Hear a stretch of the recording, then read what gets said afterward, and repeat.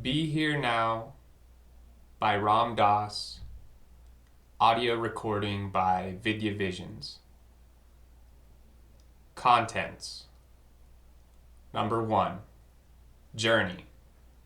The Transformation. Dr. Richard Alpert, PhD, into Baba Ram Dass.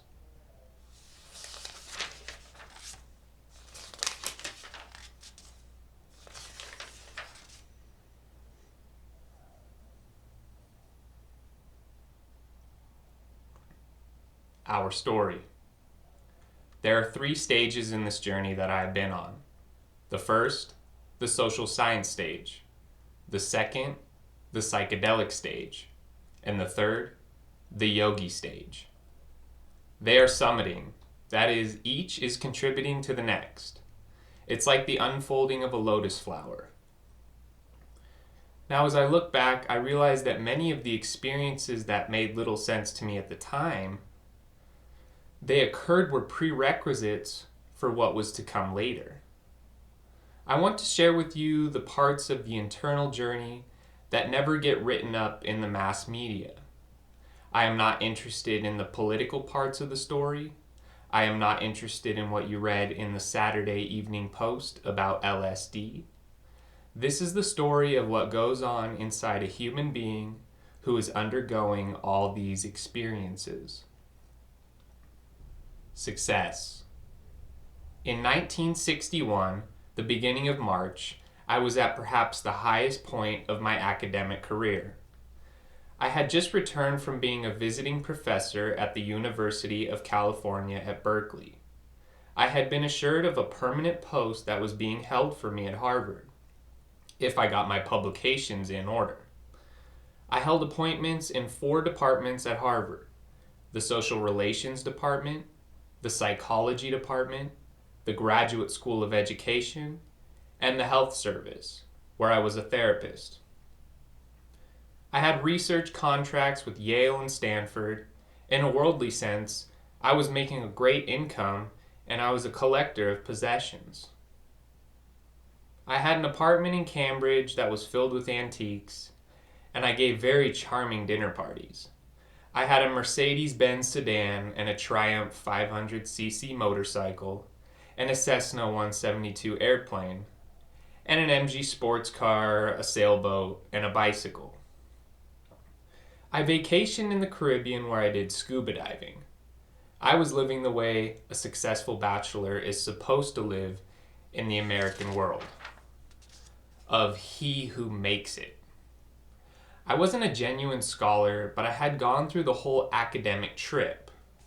I had gotten my PhD, I was writing books, I had research contracts, I taught courses in human motivation, Freudian theory, child development, but what all this boils down to is that I was really a very good game player. My lecture notes were the ideas of other men, subtly presented, and my research was all within the zeitgeist, all that which one was supposed to research about. In 1955, I had started doing therapy, and my first therapy patient had turned me on to pot. I had not smoked regularly after that, but only sporadically, and I was still quite a heavy drinker. But this first patient had friends, and they had friends, and all of them became my patients. I became a hip therapist for the hip community at Stanford. When I'd go to parties, they'd say, "Here comes the shrink." And I would sit in the corner looking superior. In addition, I had spent 5 years in psychoanalysis at a cool investment of something like $26,000. Before March 1st was the day I took psilocybin, one of the psychedelics. I felt something was wrong in my world, but I couldn't label it in any way as to get a hold of it. I felt that the theories I was teaching in psychology didn't make it, that the psychologists didn't really have a grasp of the human condition, and that the theories I was teaching, which were theories of achievement and anxiety and defense mechanisms and so on, weren't getting to the crux of the matter. My colleagues and I were 9-to-5 psychologists. We came to work every day and we did our psychology, just like you would go do insurance or auto mechanics. And then at 5 we went home and were just as neurotic as we were the day before we went to work. Somehow it seemed to me if all of this theory were right, it should play more intimately into my own life. I understood the requirement of being objective for a scientist, but this is a most naive concept in social sciences as we are finding out. And whatever the psychoanalysis did, and it did many things I'm sure, I still was as neurotic at the end of those 5 years of psychoanalysis. Even my therapist thought so, because when I stopped analysis to go to Harvard, he said, "You are too sick to leave analysis." Those were his final words. But because I had been trained in Freudian theory, I knew his game well enough to enjoy this terribly sophisticated, competitive relationship with my analyst. And I would say to him, "Well, in Freud's 1906 paper, don't you recall he said this? And when I'm saying this, you should be interpreting, for this I was paying 20 an hour." Something was wrong. And that something was that I just didn't know. Though I kept feeling all along the way that somebody else must know, even though I didn't. The nature of life was a mystery to me. All the stuff I was teaching was just like little molecular bits of stuff, but they didn't add up to a feeling anything like wisdom. I was just getting more and more knowledgeable, and I was getting very good at bouncing 3 knowledge balls at once. I could sit in a doctoral exam, ask very sophisticated questions, and look terribly wise. It was a hustle. Dissatisfaction. Now, my predicament as a social scientist was that I was not basically a scholar. I came out of a Jewish, anxiety-ridden, high-achieving tradition. Though I had been through 5 years of psychoanalysis, still, every time I lectured, I would get extraordinary diarrhea and tension. Lecturing 5 days a week made it quite a complex problem to keep my stomach operating. But whatever my motivations, they drove me so hard that despite the fact that I was a very mediocre student, in fact, I could never get into Harvard no matter how hard I tried, even using all my father's political influence. I finally found myself on the faculty of the good universities. I could study 10 hours and prepare a really good lecture on Freud or human motivation, but it was all as if it were behind a wall. It was theoretical. I theorized this or that.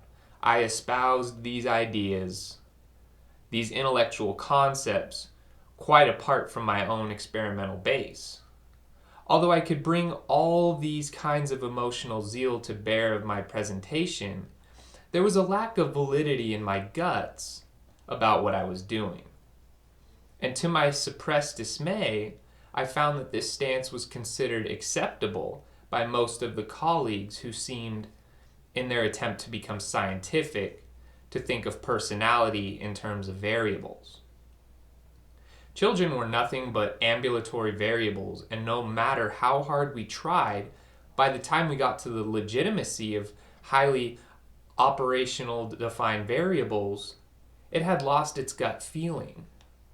So the concepts we were working with were intellectual fun and games, but they weren't affecting my life. Here I was, sitting with the boys of the first team in cognitive psychology, personality psychology, developmental psychology, and in the midst of this, I felt here were men and women who themselves were not highly evolved beings. Their own lives were not fulfilled. There was not enough human beauty, human fulfillment, human contentment. I worked hard and the keys to the kingdom were handed to me. I was being promised all of it. I had felt that I had got into whatever the inner circle meant. I could be the program chairman for Division 7 of the APA, and I could be on government committees and have grants and travel about and sit on doctorate committees, but there was still that horrible awareness that I didn't know something or other which made it all fall together. and there was a slight panic in me that I was going to spend the next 40 years not knowing, and that apparently that was par for the course. And in off hours, we played Go or poker and cracked old jokes. The whole thing was too empty. It was not honest enough. And there was some point as a professor at Stanford and Harvard when I experienced being caught in some kind of meaningless game in which the students were exquisite at playing the role of students and the faculty were exquisite at playing the role of faculty. I would get up and say what I had read in books, and they'd all write it down and give it back as answers on exams, but nothing was happening. I felt as if I were in a soundproof room. Not enough was happening that mattered, that was real. And as a therapist, I felt caught in the drama of my own theories. The research data showed that Rogerian patients ended up saying positive statements, and Freudian patients ended up talking about their mother because of subtle reinforcement clues. It was so obvious. I would sit in with my little notebook, and when the person would start talking about his mother, I'd make a note about it. And it didn't take long for the patient to realize he got his pellet every time he said certain things. And pretty soon he would be Freudianized. In the face of this feeling of malaise, I ate more, collected more possessions, collected more appointments and positions and status, more sexual and alcoholic orgies, and more wildness in my life. Every time I went to a family gathering, I was the boy who made it. I was a professor at Harvard, and everybody stood around in awe, listening to my every word. And all I felt was that horror that I knew inside that I didn't know. Of course, it was all such a beautiful, gentle horror because there was so much reward involved. I had an empire in a palace called Center for Research and Personality, a corner office in a building I'd helped design, with 2 secretaries and many graduate and undergraduate research assistants. I had done all this in about 3 years. I was really driven, until you know a good Jewish, middle class, upwardly mobile, anxiety-ridden, neurotic, you haven't met a real achiever. My Judaism was a political Judaism. I came out of a tradition of folk religion. The spirit escaped me somehow.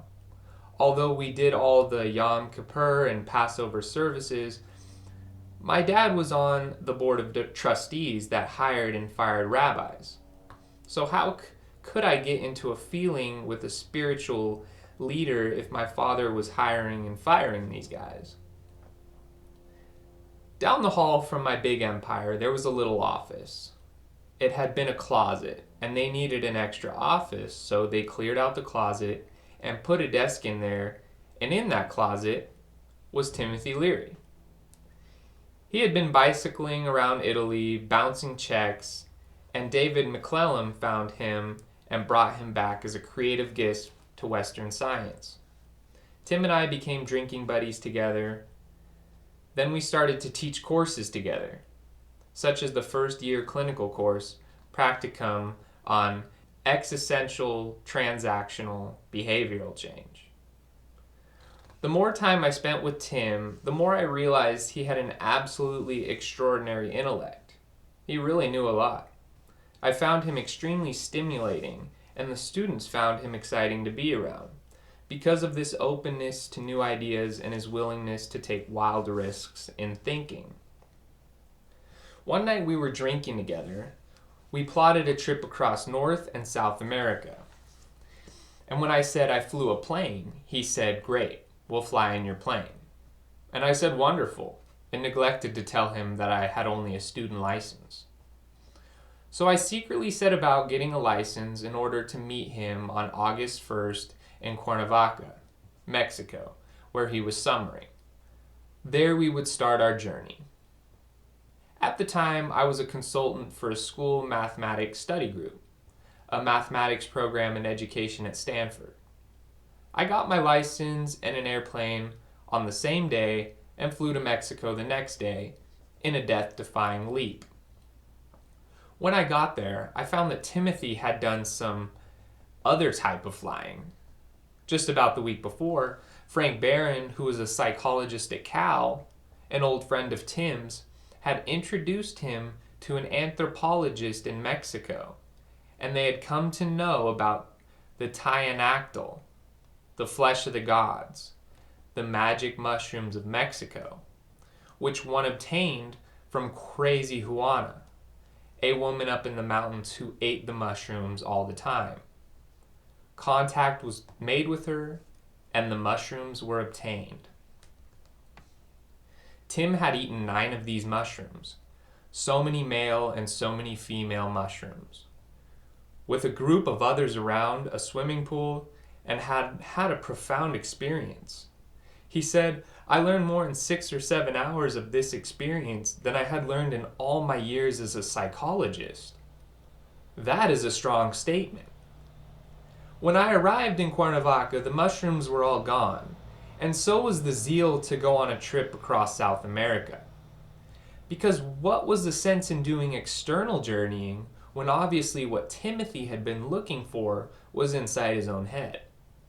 So I hung out in Tepetlan with David McClellan and his family, and in Cuernavaca with Tim and his entourage, and then flew back to the United States with Tim, Jackie, and his son, and an iguana. I went to be a visiting professor at Cal, and Tim went back to Harvard. And by the time I got back, Timothy had a large psychedelic project going. He had consulted with Aldous Huxley, who was then visiting at MIT, and Aldous and Tim and a number of undergraduate students had contacted Sandoz, who produced a synthetic of the magic mushroom called psilocybin. And they had gotten a test batch of this and were busy taking it and administering it. When I got back into Cambridge this spring, I was invited to share in this bounty. Turning on. The night that was chosen turned out to be the night of the biggest snowstorm of the year, and it was to be at Tim's home in Newton, a few blocks from the home of my parents, where I had been visiting for dinner. I plowed through the snow, came in, and we sat around the kitchen table, and there were about 3 or 4 of us, and we passed the bottle of pills, and I took my 10 milligrams. That was my preparation and my set and setting. But beyond that, I trusted Timothy. I had seen that Timothy had had a profound experience, and he was somebody with an intellect that I understood. I knew that he was not interpersonally destructive. He might be destructive of institutions, but not of individuals. He was a very loving person. We took a very small dosage. Later, we were using 5 or 10 times as much. And the first part of the experience was comparable to a strong pot high, I'd say. A little more dramatic, a little more intense. Clearly, though, something happened. During the first part of this experience with psilocybin, we got into a very low-level tragicomedy type thing. Tim's son's dog had been running in the snow, and upon entering the warm kitchen, lay gasping and panting. To our timeless minds, his struggle for breath continued too long, and we thought he was about to expire. What could we do? We could hardly carry the dog through a blizzard in the early Sunday morning to the vet some 4 miles away, especially since we were all very high, and thus not sure about the dog's state. It seemed our concern mounted, and the dog passed into a nearby room where it appeared to collapse. We finally decided the only path was to summon 11-year-old Jackie from the late TV show upstairs. Since he wasn't under a chemical influence, we would watch his interaction with the dog rather than frighten him with our own suspicions. Jackie was not pleased at being disturbed by us, merely to find out what he was watching on TV. But the problem was quickly solved by the dog, who upon hearing Jackie's voice, leapt back to life, ready to play. Now a few hours later, I had gone off by myself to reflect upon these new feelings and senses. A deep calm pervaded my being. The rug crawled and the picture smiled, all of which delighted me. Then I saw a figure standing about 8 feet away, where a moment before there had been none. I peered into the semi-darkness and recognized none other than myself, in cap and gown and hood, as a professor. It was as if that part of me, which was a Harvard professor, had separated or dissociated itself from me. How interesting. An external hallucination, I thought. Well, I worked hard to get that my status, but I don't really need it. Again, I settled back into the cushions, separate now from my professorness. But at that moment, the figure changed. Again, I leaned forward, straining to see. Ah, me again. But now it was as if that aspect of me, who was a social cosmopolite, okay, so that goes too, I thought. Again and again the figure changed, and I recognized over there all the different aspects I knew to be me. Cellist, pilot, lover, and so on. With each new presentation, I again and again reassured myself that I didn't need that anyway. Then I saw the figure become that in me which was Richard Alpertness. That is my basic identity that had always been Richard. I associated the name with myself, and my parents called me Richard. Richard, you're a bad boy. So Richard has badness. Then, Richard, aren't you beautiful? Then Richard has beauty. Thus develop all these aspects of self. Sweat broke out on my forehead. I wasn't at all sure I could do without being Richard Alpert. Did that mean I'd have amnesia? Was that what this drug was going to do to me? Would it be permanent? Should I call Tim? Oh, what the hell, so I'll give up being Richard Alpert. I can always get a new social identity. At least I have my body. But I spoke too soon. As I looked down at my legs for reassurance, I could see nothing below the kneecaps, and slowly, now to my horror, I saw the progressive disappearance of limbs and then torso, until all I could see with my eyes open was the couch on which I had sat. A scream formed in my throat. I felt that I must be dying, since there was nothing in my universe that led me to believe in life after leaving the body. Doing without professorness or loverness or even Richard Alpertness, okay, but I did need the body. The panic mounted, adrenaline shot through my system, my mouth became dry, but along with this, a voice sounded inside. Inside what? I don't know. An intimate voice asked very quietly, and rather jocularly, it seemed to me, considering how distraught I was. But who's minding the store? When I could finally focus on the question, I realized that although everything by which I knew myself, even my body and this life itself, was gone, still I was fully aware. Not only that, but this aware I was watching the entire drama, including the panic, with calm compassion. Instantly, with this recognition, I felt a new kind of calmness, one of profundity never experienced before. I had just found that that scanning device, that point, that essence, that place beyond, a place where I existed independent of social and physical identity, that which was I was beyond life and death. And something else that I knew, it really knew. It was wise.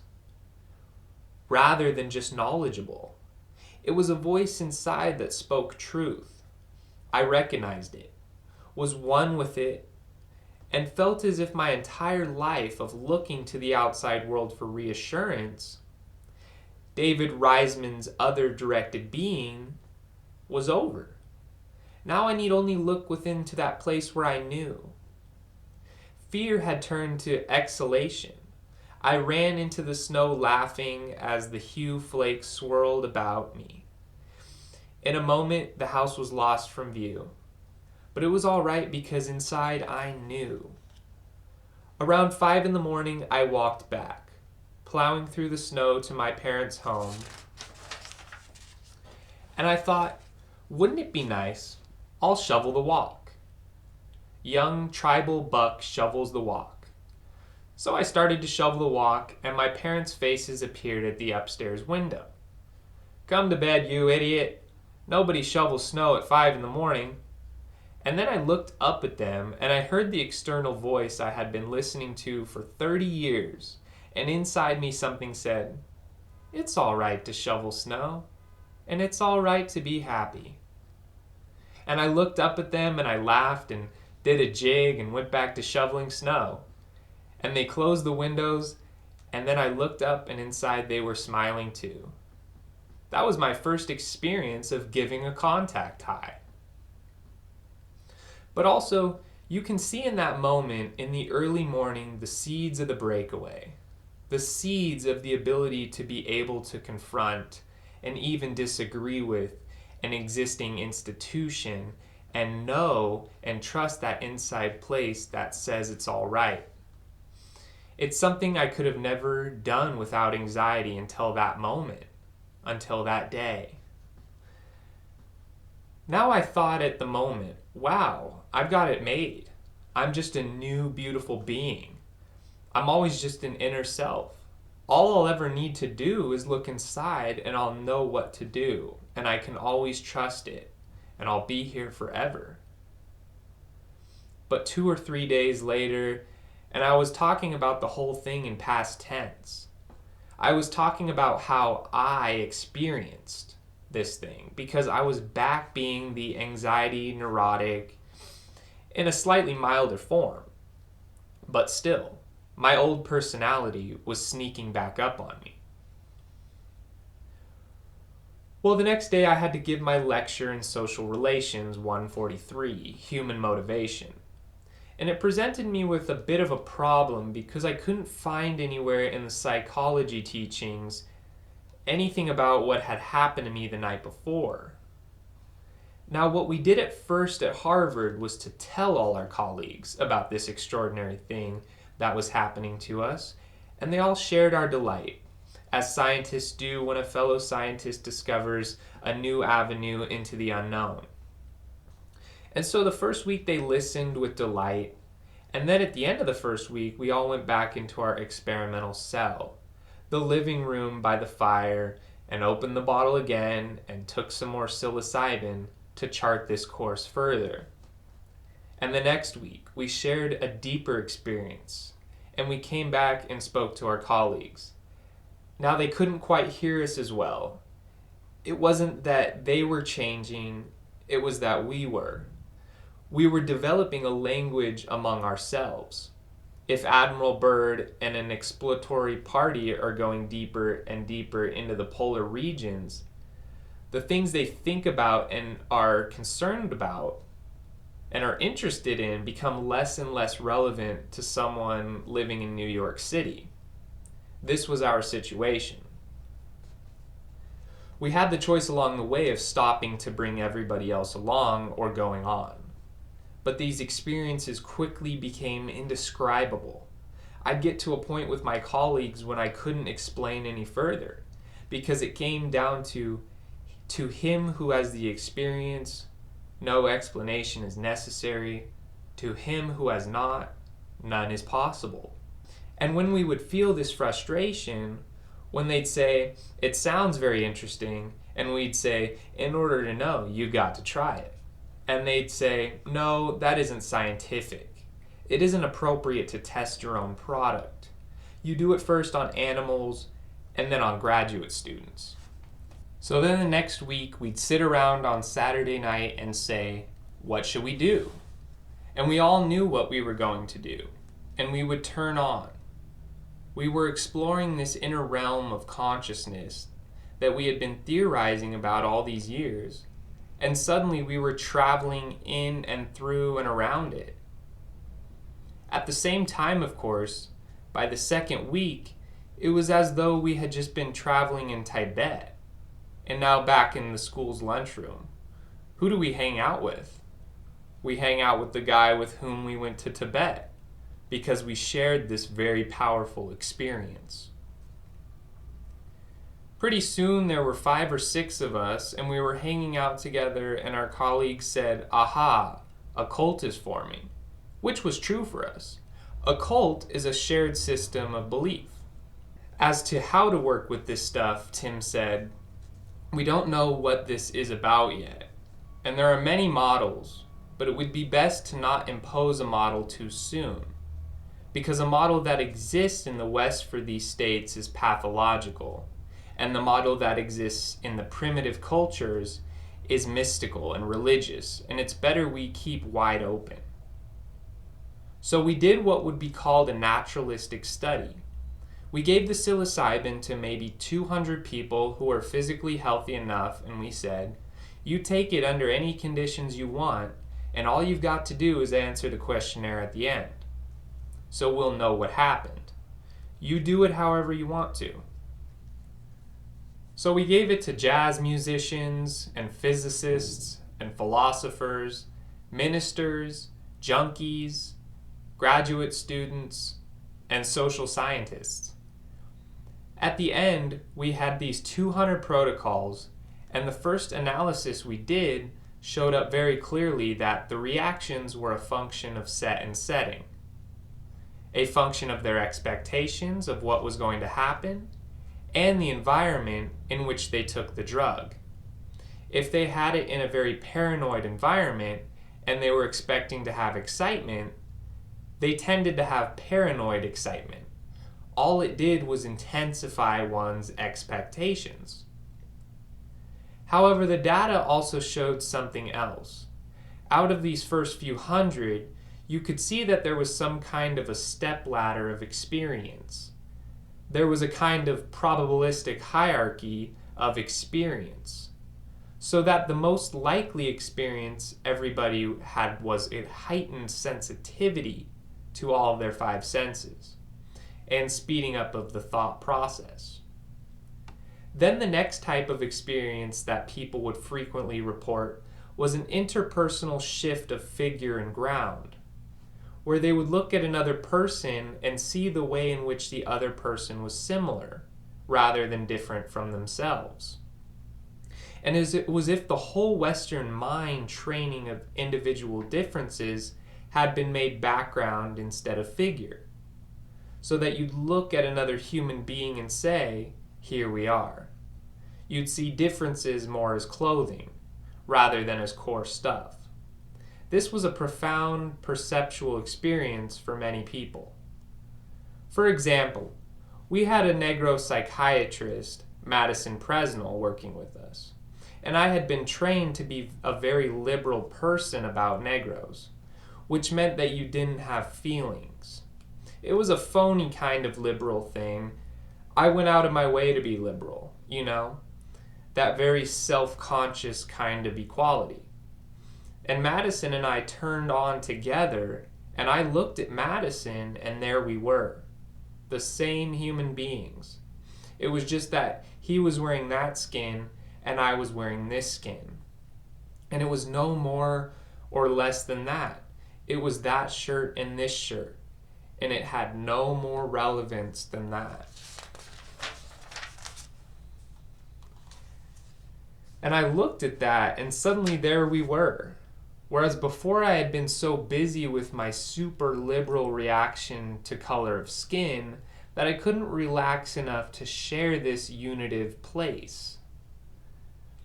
Then there was still a less frequent type of experience reported, a oneness, in which subjects would say, I remember being in a dark room with another person, and one of us spoke, and one of us said, "Who spoke? You or me?" And it wasn't clear whose mouth the words came. And then there was a still less frequent experience where one looked at somebody and he started to see the other person as a cellular structure or patterns of energy rather than as a person.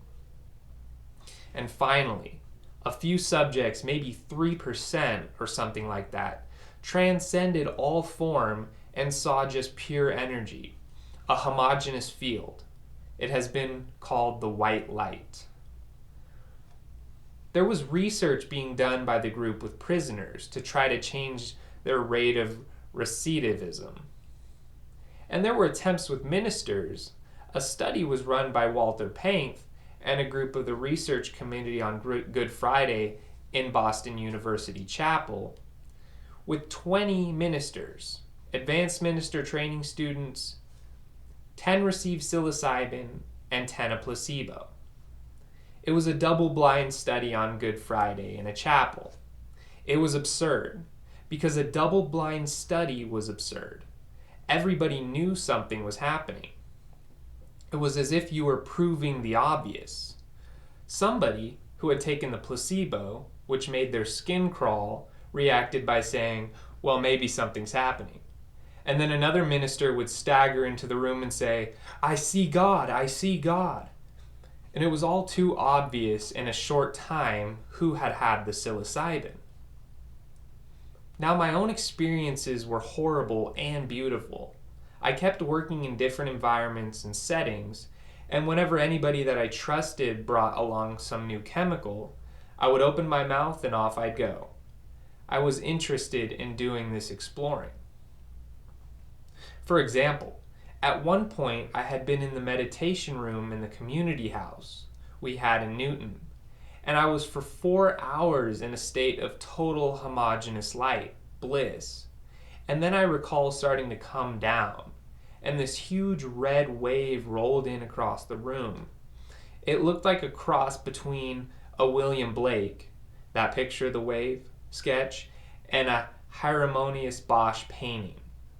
And it was all my identities, all rolling in over me. I remember holding up my hand and saying, no, I don't want to go back. It was like this heavy burden I was going to take on myself. And I realized I didn't have the key.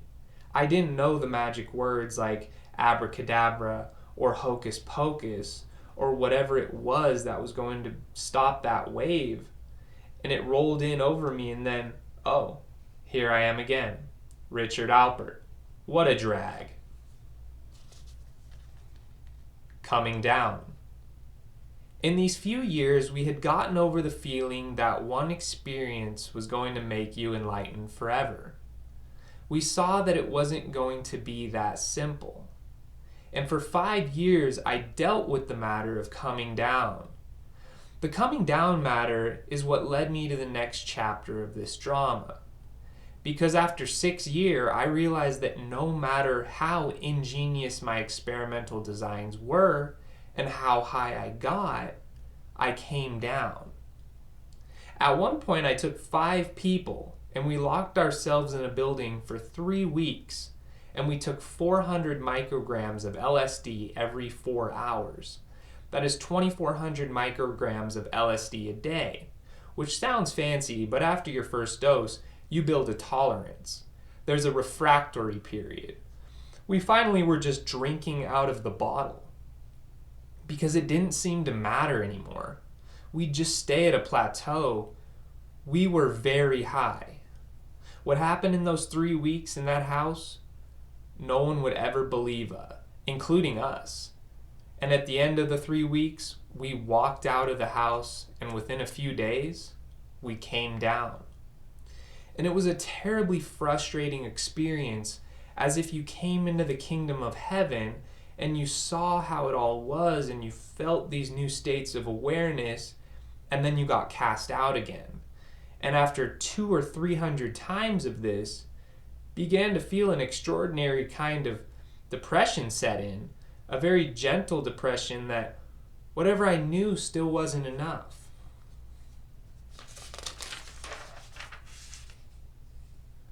Environmental changes. Now, at the same moment, there were obvious changes going on, because that checking back over and over again to the inner place inside myself made me less and less attached to reassurance from the environment that I was all right. So I remember the moment when I was thrown out of Harvard. There was a press conference, and all the reporters looked at me as if I was a prize fighter who had just lost a major fight and was headed for oblivion. That kind of look you have for losers, real losers. And they stood there looking at me that way. Everybody was looking at me that way. And inside I felt, what I am doing is all right. Everybody, parents, colleagues, public, saw it as a horrible thing. I thought inside, I must really be crazy now, because craziness is where everybody agrees about something except you. And yet I felt saner than I had ever felt. So I knew this was a new kind of craziness, or perhaps a new kind of saneness. But the thing was, I always seemed to be able to skirt the line, to keep it together. I didn't ever do anything quite crazy enough. I was the guy that people would come to and say, look, would you calm Tim Leary? He's too far out. If you'll calm him and protect him and so on. And I'd say, I'll help him with pleasure because he's that great a being. And I'd help raise money and run the kitchen and clean the house and raise the children. Well, we realized that what we needed to do was to create certain kinds of environments which would allow a person, after being into another state of consciousness, to retain a kind of environmental support for new ways of looking at himself. After all, if you see yourself as God, and then you come back from that state and somebody says, hey, Sam, empty the garbage, it catches you back into the model of, I'm Sam who empties the garbage. You can't maintain these new kinds of structures. It takes a while to realize that God can empty garbage. Now in 1962 or 3, Tim and Ralph Metzner, with him, and I was just given author's credit because I took care of the kitchen, had come across the Tibetan Book of the Dead, which was a very close description of a number of these experiences. This book was almost 2,500 years old, at least, and it had been used all of those years for preparing Tibetan lamas to die and be reincarnated. And when we opened it, we would find descriptions of the 49 days after death before rebirth that were perfect descriptions of the sessions we were having with psychedelics. How could this be? The parallel was so close. Tim rewrote the book as a manual called The Psychedelic Experience, a manual for psychological death and rebirth, arguing that this was really a metaphor about psychological death and rebirth and not necessarily physical death and reincarnation. Tim had gone to India, Ralph had gone to India, Allen Ginsberg had gone to India. I checked with everybody when they came back. There was Tim being Tim, there was Ralph being Ralph, and there was Allen being Allen. I realized that they had lovely experiences and seen a beautiful country and so on, but they were not finished looking for something. And by 1966-67, I was in the same predicament. I was aware that I didn't know enough to maintain these states of consciousness, and I was aware that nobody else around me seemed to know enough either. I checked with everybody I thought might know, and nobody seemed to know. So I wasn't very optimistic about India or psychedelics. By 1967, I shot my toad. I had no more job as a psychologist in a respectable establishment, and I realized that we didn't know enough about psychedelics to use them profitably. But at the time, I was still lecturing around the country on psychedelics to such diverse groups as the Food and Drug Administration and Hell's Angels. Then along came a very lovely guy whom I had guided through some psychedelic sessions. An interesting guy who had gone to the University of Chicago in his early teens and had taught seminars in Chinese economics. Had started a company called Basic Systems, which had been sold to Xerox, and now he had retired. He was about 35 and had retired and taken his $5 million, or whatever he made, and was now becoming a Buddhist. He wanted to make a journey to the east and to look for holy men, and he invited me to go along. He had a Land Rover imported into Tehran, and this was my way out. What else was I going to do at this point? So I left to go to India, and I took a bottle of LSD with me, with the idea that I'd meet holy men along the way, and I'd give them the LSD, and they'd tell me what LSD is. Maybe I'd learn the missing clue.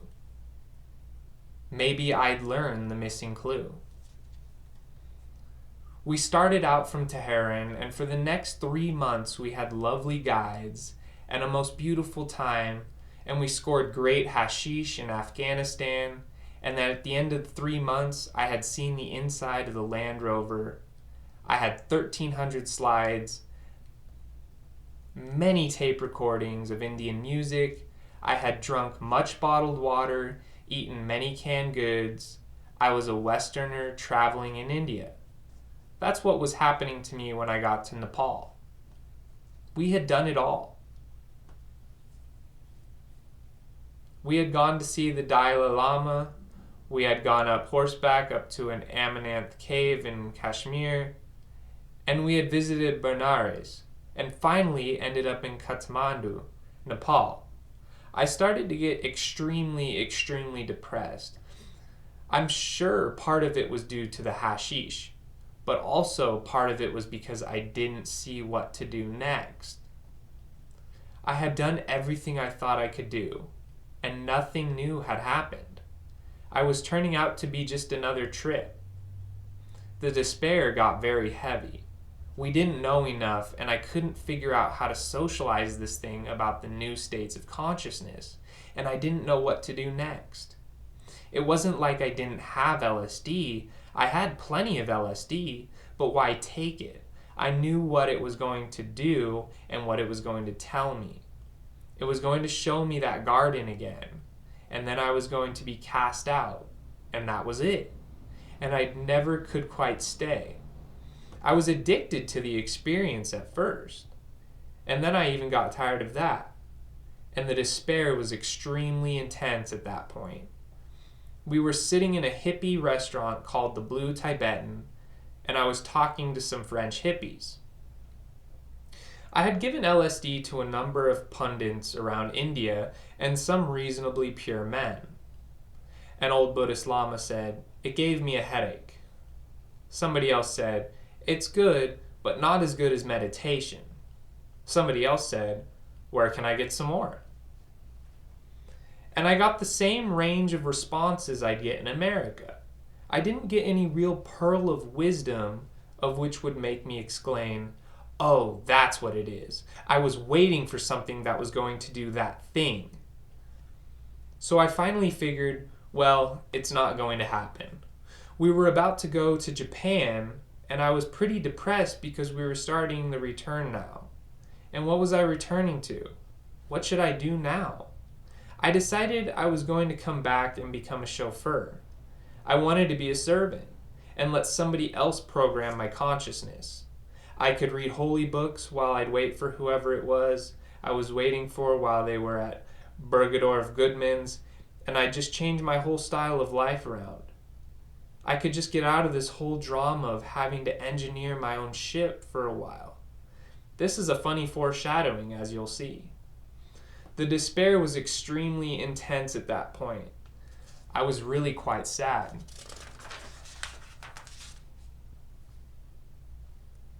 Bhagavan Das.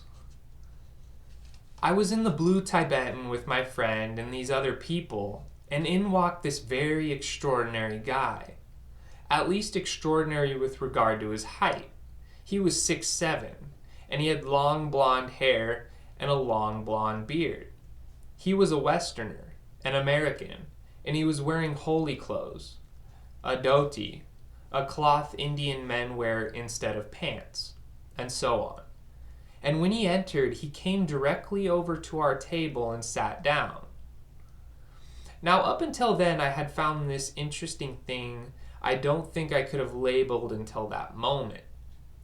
Once when I had met Geshna Wangal at Freehold NJ, I knew I was meeting a being who knew, but I couldn't get to it because I wasn't ready. Somehow, we were very close. We loved each other extraordinarily, but I hadn't been able to really absorb whatever I needed to absorb. Now here was this young fellow again, and I had the feeling I had met somebody who knew. I don't know how to describe this to you, except that I was deep in my despair. I had gone through game after game after game. First being a professor at Harvard, then being a psychedelic spokesman, and still people were constantly looking into my eyes. Do you know? Just that subtle little look. And I was constantly looking into their eyes. Do you know? And there we were. Do you? Do you? Maybe he? Do you?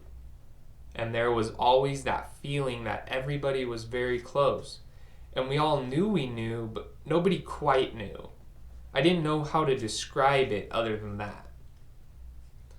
And I met this guy, and there was no doubt in my mind. It was just like meeting a rock. It was just solid all the way through. Everywhere I pressed, there he was. We were staying in a hotel owned by the king or the prince or something, because we were going first class, so we spirited this fellow up to our suite up in the Sawalti Hotel. And for 5 days, we had a continuing seminar. We had this extraordinarily beautiful Indian sculptor, Harish Johari, who was our guide and friend. Harish, this fellow, Bhagavan Das, and David and I sat there, and for 5 days, high on peach melbaz and hashish and mescaline, we had a seminar with Alexandra David, Neil's books, Sir John Woodrofe's Serpent Power, and so on. At the end of the 5 days, I was still absolutely staggered by this guy. He started to teach me some mantras and working with beads. When it came time to leave, to go to Japan, I had the choice of going on to Japan on my first class route or going off with this guy back into India on a temple pilgrimage. He had no money and I had no money. And it was going to change my style of life considerably. I thought, well, look, I came to India to find something, and I still think this guy knows. I'm going to follow him. But there was also this counter thought. How absurd. Who's writing this bizarre script? Here I am. I've come halfway around the world, and I'm going to follow through India, a 23-year-old guy from Laguna Beach, California. I said to Harish and David, do you think I'm making a mistake? And Harish said, no, he is a very high guy. And so I started to follow him, literally follow him. Now I am suddenly barefoot. He has said, you're not going to wear shoes, are you? That sort of thing. And I've got a shoulder bag and my dhoti and blisters on my feet and dysentery, the likes of which you can't imagine. And all he says is, we'll fast for a few days. He's very compassionate, but no pity. And we're sleeping on the ground or on these wooden tables that you get when you stop at monasteries. And my hip bones ache. I go through an extraordinary physical breakdown, become very childlike, and he takes care of me. And we start to travel through temples, to Bainshwar and Konarak and so on. I see that he's very powerful, so extraordinarily powerful. He's got an ektara, a one-stringed instrument, and I've got a little Tibetan drum. And we go around to the villages and people rush out and they touch our feet because we're holy men, which is embarrassing to me because I'm not a holy man. I'm obviously who I am, a sort of overage hippie, Western explorer, and I feel very embarrassed when they do that and they give us food. And he plays and sings, and the Hindu people love him and revere him, and he's giving away all my money. But I'm clinging tight to my passport and my return ticket to America, and a traveler's check that I'll need to get me to Delhi. Those things I'm going to hold on to, and my bottle of LSD, in case I should find something interesting. And during these travels, he's starting to train me in a most interesting way. We'd be sitting somewhere and I'd say, "Did I ever tell you about the time that Tim and I?" And he'd say, "Don't think about the past. Just be here now." Silence. And I'd say, "How long do you think we're going to be on this trip?" And he'd say, "Don't think about the future. Just be here now." I'd say, I feel really crummy. My hips are hurting. Emotions are like waves. Watch them disappear in the distance on the vast, calm ocean. He had just sort of wiped out the whole game. That was it. That was my whole trip. Emotions and past experiences. And future plans. I was, after all, a great storyteller. So we were silent. There was nothing to say. He'd say, "You eat this," or "Now you sleep here." And all the rest of the time we sang our holy songs, and that was all there was to do. Or he would teach me asanas, hatha yoga postures, but there was no conversation. I didn't know anything about his life. He didn't know anything about my life. He wasn't the least bit interested in all of the extraordinary dramas that I had collected. He was the first person I couldn't seduce into being interested in all of this. He just didn't care. And yet, I never felt so profound an intimacy with another being. It was as if he were inside my heart. And what started to blow my mind was that everywhere we went, he was at home. If we went to a Theravadan Buddhist monastery, he would be welcomed, and suddenly we would be called Dharmasara, a southern Buddhist name. And some piece of clothing he wore, I suddenly saw was also worn by all the other monks. And I realized that he was an initiate in that scene, and that they'd welcome him, and he'd be in the inner temple, and he knew all the chants, and he was doing them. We'd come across Shavadis, followers of Shiva, or some of the Swamis, and I suddenly realized that he was one of them. On his forehead would be the appropriate tilak, or mark, and he would be doing their chanting. We'd meet Karupa lamas from Tibet, and they would all welcome him as a brother. He knew all their stuff. He had been in India for 5 years, and he was so high that everybody just welcomed him, feeling he's obviously one of us. I couldn't figure out what his scene was.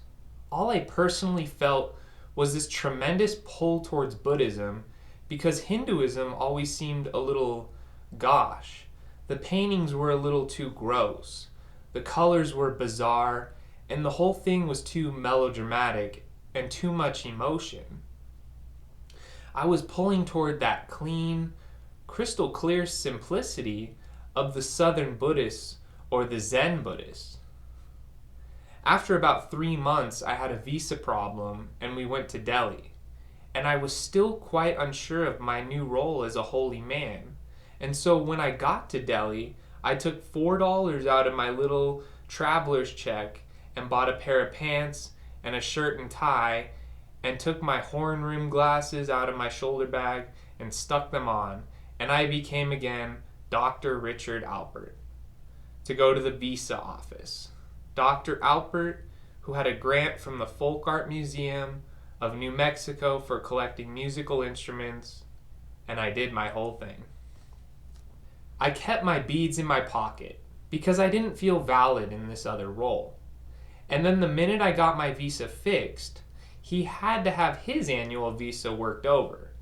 And he had to go to a town nearby, which we went to. And we were welcomed at this big estate and given a holy man's house and food brought to us. And he said, "You sit here. I'm going to see about my visa." He told me just what to do. I was just like a baby. Eat this, sit there, do this. And I just gave up. He knew.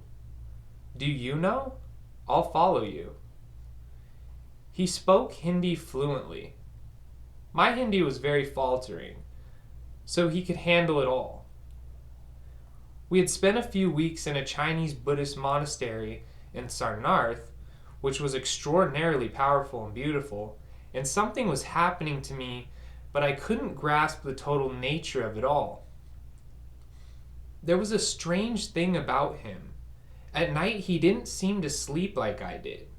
That is, anytime I'd wake up at night, I'd look over and he'd be sitting in the lotus position. And sometimes I'd make believe I was asleep and then open sort of half an eye to see if he wasn't cheating. Maybe he was sleeping. But he was always in the lotus posture. Sometimes I'd see him lie down, but I would say that 80% of the time when I'd be sleeping heavily, he would be sitting there in some other state, which he'd never described to me. But he was not in personal contact. I mean, there was no wave or moving around, or nothing seemed to happen to him. That night at the estate, I went out. I had to go to the bathroom, and I went out under the stars, and the following event happened.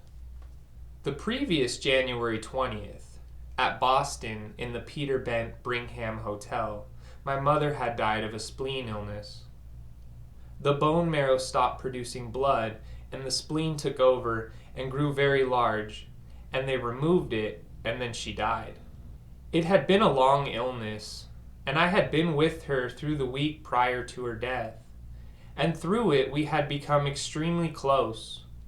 We had transcended mother, child, and personalities, and we had come into true contact. I spent days in the hospital just meditating, and I felt no loss when she died. Instead, there was a tremendous continuing contact with her. And in fact, when I had been in Nepal, I had had a vision of her one night when I was going to bed. I saw her up on the ceiling, and I was wondering whether to go to India or go on to Japan. And she had a look that was the look of, "You damn fool. You're always getting into hot water. But go ahead, and I think that's great." She looked peeved, pleased, and it was like there were two beings in my mother. She was a middle-class woman from Boston who wanted me to be absolutely responsible in the most cultural accepted fashion. And then there was this swinger underneath. This spiritual being underneath who said, "Go, baby." And I felt these two beings in that look which supported my going back into India. This night, I'm under the stars, and I hadn't thought about her at all since that time. I'm under the stars urinating, and I look up, and the stars are very close because it's very dark, and I suddenly experience a presence of Mother. And I'm thinking about her. Not about how she died or anything about that. I just feel her presence.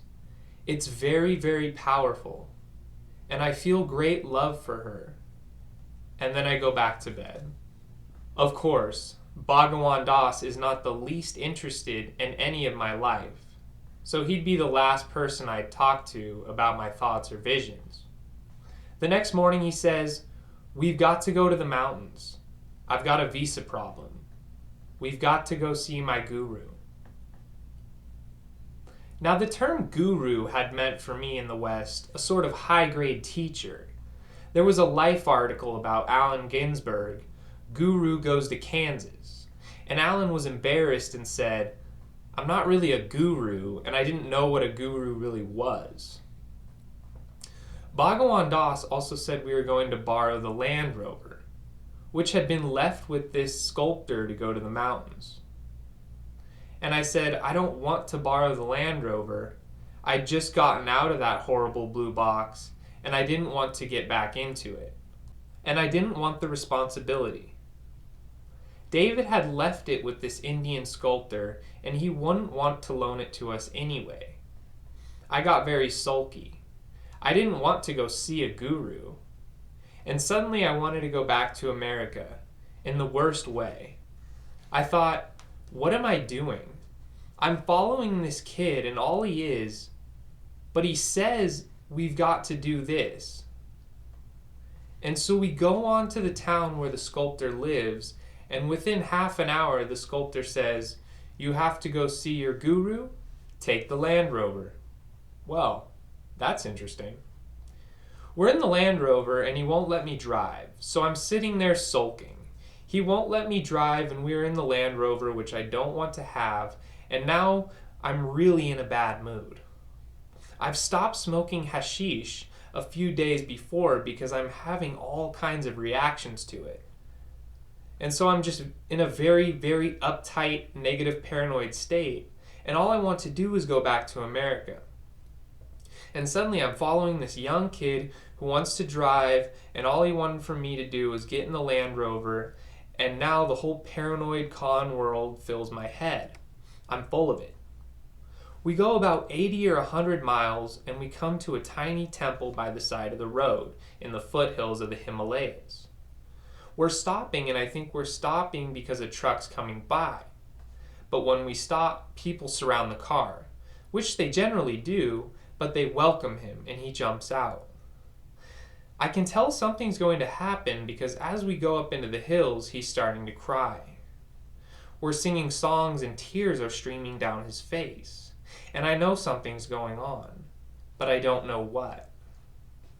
We stop at this temple, and he asks where the guru is and points up on the hill. And he goes running up this hill, and they're all following him, so delighted to see him. They all love him so much. I get out of the car. Now I'm additionally bugged because everybody's ignoring me. And I'm following him, and he's way ahead of me. I'm running after him barefoot up this rocky path, and I'm stumbling. By now my feet are very tough, but still his legs are very strong, and I'm running, and people are ignoring me, and I'm very bugged. I don't want to go see this guru anyway. And what the hell? We go around this hill so that we come to a field which does not face the road. It's facing into a valley, and there's a little old man in his 60s or 70s sitting with a blanket around him. And around him are 8 or 9 Hindu people, and it's a beautiful tableau. Clouds, beautiful green valley, lovely place, the foothills of the Himalayas. And this fellow, Bhagavan Das, comes up, runs to this man, throws himself on the ground, full face, doing Danda Parama, and he's stretching out so his face is down on the ground, full length, and his hands are touching the feet of this man, who is sitting cross-legged. And he's crying, and the man is patting him on the head, and I don't know what's happening. I'm standing on the side and thinking, I'm not going to touch his feet, and I don't have to. I'm not required to do that. And every now and then this man looks at me and he twinkles a little. But I'm so uptight that I couldn't care less. Twinkle away, man. Then he looks up at me. He speaks in Hindi, of which I understand maybe half. But there is a fellow who's translating all the time. He hangs out with him. And the guru says to Bhagavan Das, "You have a picture of me?" Bhagavan Das nods. "Yes." "Give it to him," says the man, pointing at me. That's very nice, I think, giving me a picture of himself, and I smile and nod appreciatively. But I'm still not going to touch his feet. Then he says, "You came in a big car?" Of course, that's the one thing I'm really uptight about. "Yeah." So he looks at me and smiles and says, "You give it to me?" I started to say, "What?" And Bhagavan Das looks up. He's lying there and he says, "Maharaji," meaning great king. "If you want it, you can have it. It's yours." And I said, "Now, no, wait a minute. You can't give away David's car like that. That isn't our car." And this old man is laughing. In fact, everyone is laughing, except me. Then he says, "You made much money in America?" Ah, at last, he's feeding my ego, I think. So I flicked through all my years as a professor and years as a smuggler and all my different dramas in my mind, and I said, "Yeah." "How much you make?" "Well," I said, "at one time," and I sort of upped the figure a bit, my ego, 25,000. So they all converted that into rupees, which was practically half the economic base of India, and everybody was terribly awed by this figure, which was complete bragging on my part. It was phony. I never made 25,000. And he laughed again and said, "You'll buy a car like that for me?" And I remember what went through my mind. I had come out of a family of fundraisers for the United Jewish Appeal, Brand A's, and Einstein Medical School, and I had never seen hustling like this. He doesn't even know my name, and already he wants a $7,000 vehicle. And I said, "Well, maybe." The whole thing was freaking me out so much. And he said, "Take them away and give them food." So we were taken and given food, magnificent food. We were together still, and the sadhus brought us beautiful food, and then we were told to rest. Sometime later, we were back with Maharaji, and he said to me, "Come here, sit." So I sat down, and he looked at me, and he said,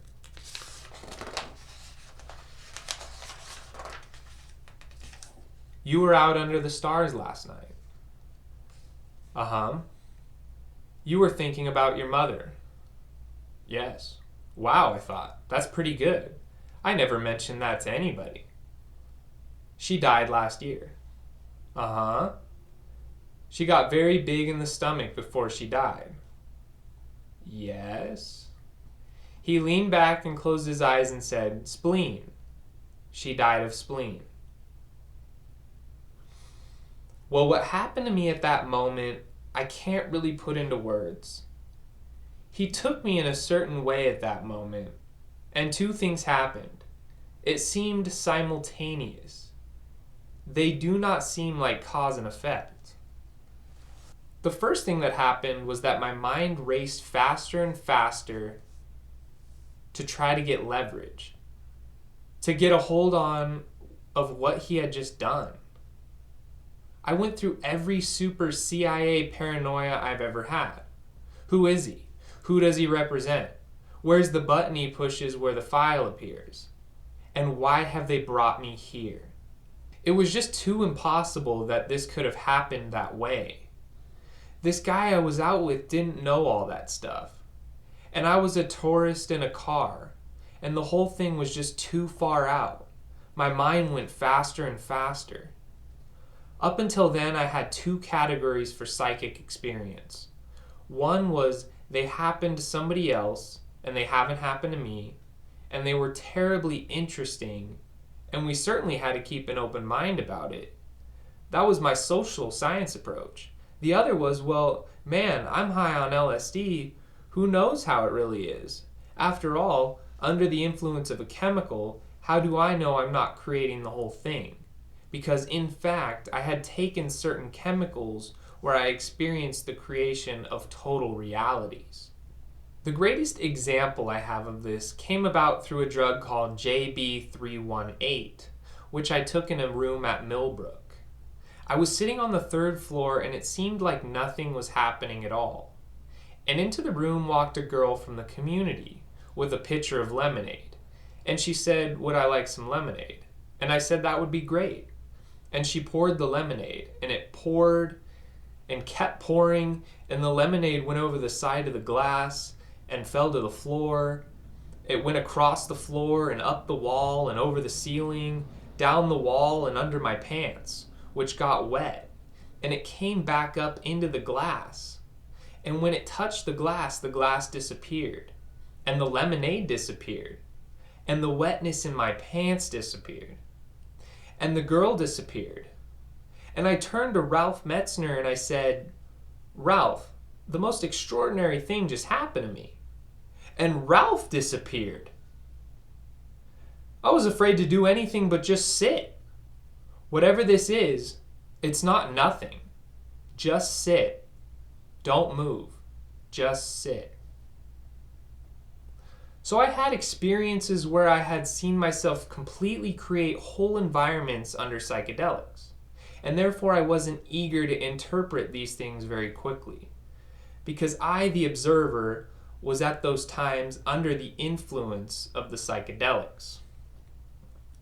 But neither of those categories applied in this situation, and my mind went faster and faster, and then I felt like what happens when a computer is fed an insoluble problem. The bell rings, and the red light goes on, and the machine stops, and my mind just gave up. It burned out of its circuitry. Its zeal to have an explanation. I needed something to get closure at the rational level, and there wasn't anything. There just wasn't a place I could hide in my head about this.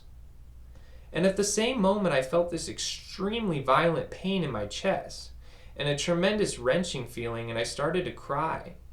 And I cried, and I cried, and I cried, and I wasn't happy, and I wasn't sad.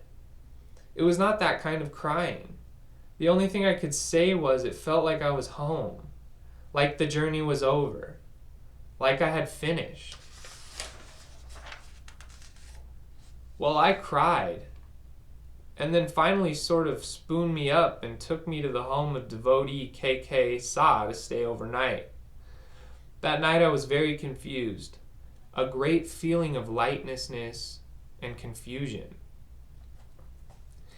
At one point in the evening, I was looking in my shoulder bag and came across the bottle of LSD. Wow, I finally met a guy who's going to know. He will definitely know what LSD is. I'll have to ask him. That's what I'll do. I'll ask him. Then I forgot about it. The next morning at 8 o'clock, a messenger comes. Maharaji wants you to see him immediately. We went in the Land Rover. The 3 miles to the temple. When I'm approaching him, he yells at me, "Have you got a question?" And he's very impatient with all this nonsense, and he says, "Where's the medicine?" I got a translation of this. He said medicine? I said medicine? I never thought of LSD as medicine. And somebody said, he must mean the LSD. LSD? He said. Acha, bring me LSD. So I went to the car and got the little bottle of LSD and I came back. Let me see. So I poured it out of my hand. What's that? That's STP. That's Librium. And that's a little of everything. Sort of a traveling kit. He says, gives you CDs? I had never heard the word CD before. So I asked for a translation, and CD was translated as power. From where I was at in relation to these concepts, I thought he was like a little old man asking for power. Perhaps he was losing his vitality and wanted vitamin B12. That was one thing I didn't have, and I felt terribly apologetic because I could have given him anything. If he wanted the Land Rover, he could have it. And I said, "Oh no, I'm sorry. I really felt bad. I didn't have anything and I put it back in the bottle." He looked at me and extended his hand. So I put it into his hand, what's called a white lightning. This is an LSD pill. This is one from a special batch that had been made specially for me for traveling. And each pill was 305 micrograms and very pure, very good acid. Usually you start a man over 60, maybe with 50 to 75 micrograms. Very gently, so you won't upset him. 300 of pure acid is a very solid dose.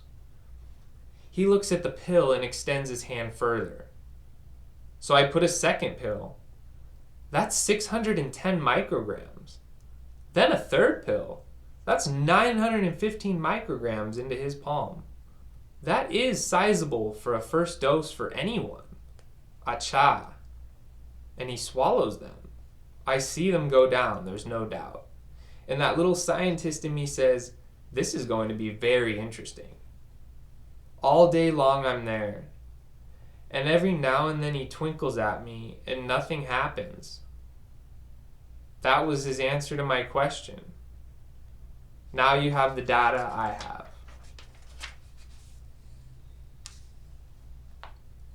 I was taken back to the temple. It was interesting. At no time was I asked, do you want to stay? Do you want to study? Everything was understood. There were no contracts, there were no promises, there were no vows. There was nothing. The next day, Maharaji instructed them to take me out and buy me clothes. They gave me a room. Nobody ever asked for a nickel. Nobody ever asked me to spread the word. Nobody ever did anything. There was no commitment whatsoever required. It was all done internally. This guru, Maharaji, has only his blanket. You see, he's in a place called Sahaji Samadhi, and he's not identified with this world as most of us identify with it. If you didn't watch him, he'd just disappear altogether into the jungle or leave his body. But his devotees are always protecting him and watching him so they can keep him around. They've got an entourage around him, and people come and bring gifts to the holy man because that's part of the way in which you gain merit in India. And money piles up, and so they build temples or they build schools. He will walk to a place, and there will be a saint who has lived in that place or caved, and he'll say, there will be a temple here. And then they will build a temple. And they do all this around Maharaji. He appears to do nothing. As an example of Maharaji's style, I was once going through my address book and came to Lama Govinda's name. He wrote Foundations of Tibetan Mysticism and Way of the White Cloud. And I thought, gee, I ought to visit him. I'm here in the Himalayas, and it wouldn't be a long trip, and I could go and pay my respects. I must do that sometime before I leave. And then the next day there's a message from Maharaji saying, you are to go immediately to see Lama Govinda. Another time I had to go to Delhi to work on my visa, and I took a bus. This was the first time after 4 months that they let me out alone. They were so protective of me. I didn't know what they were afraid of would happen to me, but they were always sending somebody with me. They weren't giving me my elopement privileges, as they say in mental hospitals. But they allowed me to go to Delhi, and I took a 12-hour bus trip. I went to Delhi, and I was so high. I went through Connaught Place, and I went through that barefoot, silent with my chalkboard. I was silent all the time. At American Express, writing my words, it was so high that not at one moment was there even a qualm or a doubt. So after a long day of doing my dramas with the health department and so on, it came time for lunch. And I had been on this very fierce, austere diet, and I had lost 60 pounds. I was feeling great, very light, and very beautiful. But there was enough orality still left in me to want to have a feast. I'll have a vegetarian feast, I thought. So I went to a fancy vegetarian restaurant, and I got a table over in the corner, and I ordered their special deluxe vegetarian meal. From nuts to nuts, and I had the whole thing. And the last thing they served me was vegetarian ice cream with 2 English biscuits stuck into it. And those biscuits, the sweet thing has always been a big part of my life, but I knew somehow maybe I shouldn't be eating those. They're so far out from my diet. It's not vegetables, it's not rice. And so I was almost secretly eating the cookies in this dark corner. I was feeling very guilty about eating these cookies, but nobody was watching me. And then I went to a Buddhist monastery for a night, and the next day took the bus back up to the mountain. 2 days later, we heard Maharaji was back. He had been up in the mountains in another little village. He travels around a lot, moves from place to place. I hadn't seen him in about a month and a half. I didn't see much of him at all. We all went rushing to see Maharaji, and I got a bag of oranges to bring to him. And I came and took one look at him, and the oranges went flying, and I started to cry and fell down, and they were patting me. Maharaji was eating oranges as fast as he could, manifesting through eating food the process of taking on the karma of someone else. Women bring him food all day long. He just opens his mouth and they feed him, and he's taking on karma that way. And he ate 8 oranges right before my eyes. I had never seen anything like that. And the principal of the school was feeding me oranges, and I was crying. And the whole thing was very mandolin. And he pulls me by the hair, and I look up, and he says to me, "How did you like the biscuits?"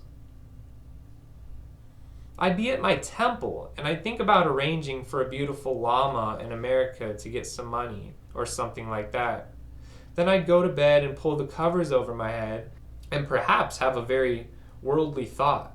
I would think about what I'd do with all my powers when I got them, perhaps a sexual thought. Then when next I saw Maharaji, he would tell me something like, "You want to give money to a lama in America?" And I'd feel like I was such a beautiful guy. Then suddenly I'd be horrified with the realization that if he knew about that thought, he must know about that one too. Oh, and that one too. Then I'd look at the ground, and when I'd finally steal a glance at him, he'd be looking at me with such total love. Now the impact of these experiences was very profound. As they say in the Sikh religion, once you realize God knows everything, you're free. I had been through many years of psychoanalysis, and still I had managed to keep private places in my head. I wouldn't say they were big, labeled categories, but they were certain attitudes or feelings that were still very private. And suddenly I realized that he knew everything that was going on in my head, all the time, and he still loved me, because who we are is behind all that. I said to Haridas Baba, my teacher at the time, "Why is it that Maharaji never tells me the bad things I think?" And he says, "It does not help your sadhana, your spiritual work. He knows it all, but he just does the things that help you." The sculptor had said he loved Maharaji so much, we should keep the Land Rover up there. The Land Rover was just sitting around, and so Maharaji got the Land Rover after all, for that time. And then one day, I was told we were going on an outing up in the Himalayas for the day. This was very exciting because I had never left my room in the temple. Now in the temple, or around Maharaji, there were 8 or 9 people. Bhagavan Das and I were the only Westerners. In fact, at no time that I was there did I see any other Westerners. This is clearly not a Western scene, and in fact, I was specifically told that when returning to the United States, that I was not to mention Maharaji's name or where he was, or anything. The few people that have slipped by this net and figured out from clues in my speech and their knowledge of India where he was and have gone to see him were thrown out immediately. Very summarily dismissed, which is very strange. All I can do is pass that information on to you. I think that the message is that you don't need to go anywhere else to find what you are seeking. So there were 8 or 9 people, and whenever there was a scene, I walked last. I was the lowest man on the totem pole. They all loved me and honored me, and I was the novice, like in a karate or judo class, where you stand at the back until you learn more. I was always in the back, and they were always teaching me. So we went in the Land Rover. Maharaji was up in the front, Bhagavan Das was driving. Bhagavan Das turned out to be very high in this scene. He was very, very highly thought of and honored. He had started playing the sitar. He was a fantastic musician, and the Hindu people loved him. He would do Bhagan, holy music, so high they would go out on it. So Bhagavan Das was driving, and I was way in the back of the Land Rover camper with the women and some luggage. And we went up into the hills and came to a place where we stopped and were given apples in an orchard, and we looked at a beautiful view. We stayed about 10 minutes, and then Maharaji says, "We've got to go on." We got in the car, went further up the hill, and came to a forestry camp. Some of his devotees are people in the forestry department, so they make this available to him. So we got to this place, and there was a building waiting and a caretaker. "Oh, Maharaji, you've graced us with your presence." He went inside with the man that was there to take care of him or be with him all the time, and we all sat on the lawn. After a little while, a message came out. "Maharaji wants to see you." And I got up and went in and sat down in front of him. He looked at me and said, "You make many people laugh in America?" I said, "Yes, I like to do that." "Good. You like to feed children?" "Yes, for sure." "Good." He asked a few more questions like that, which seemed to be nice questions, but then he smiled and reached forward and tapped me right on the forehead, just 3 times. That's all.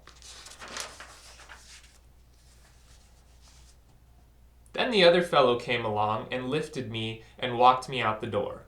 I was completely confused. I didn't know what had happened to me, why he had done it, what it was about. When I walked out, the people out in the yard said that I looked as if I were in a very high state. They said tears were streaming down my face, but all I felt inside was confusion. I have never felt any further understanding of it since then. I don't know what it was all about.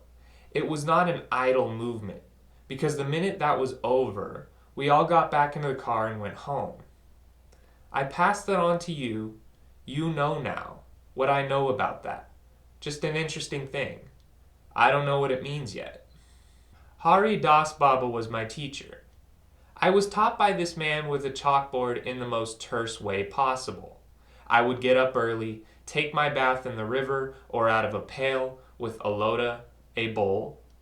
I would go in and do my breathing exercises, my pranayama and my hatha yoga, meditate, study, and around 11:30 in the morning, this man would arrive with a chalkboard and he would write something down.